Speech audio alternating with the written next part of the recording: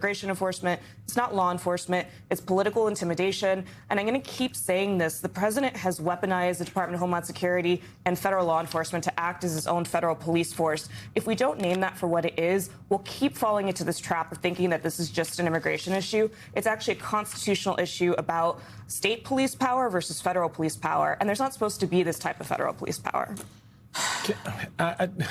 Can I just ask a question? I want to stay on that point for a second, Tim, because arrest them for what? Did they have a subpoena?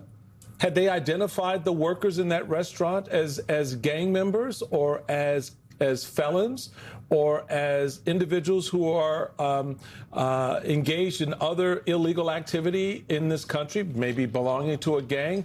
You sat your ass down at their restaurant and ate their food. And then you come back with what? Where were the warrants? When you looked at that server in the face, did you know, oh, there's a criminal, let me go check some database because I recognize them from some other investigation? This is, it's not just the cruelty is the point. It is just the sheer insanity that they think the rest of us are deaf, dumb, and stupid to what they're doing. I just don't understand how that happens, Tim. I mean, I've listened to you, and just sort of just put the right finger on the pulse here about what this really is in this moment.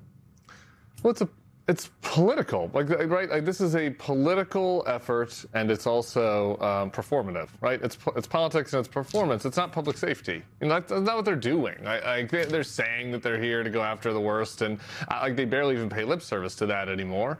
If they wanted to, figure out a way to just go after the worst people that have committed crimes here, they'd do what you're saying. They'd go get a warrant, right?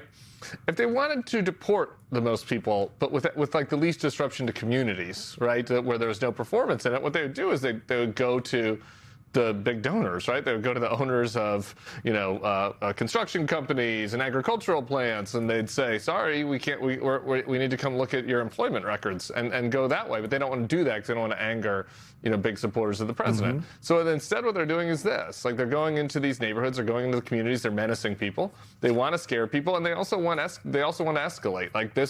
This Tim Walz Fry DOJ effort is an effort to escalate, right? They want a response so they can crack down harder. That's what they're doing. It's politics and performance, and it's an effort to try to gain more authoritarian power for themselves, and that's why they're going about it this way. And I think it's just important to be blunt about that.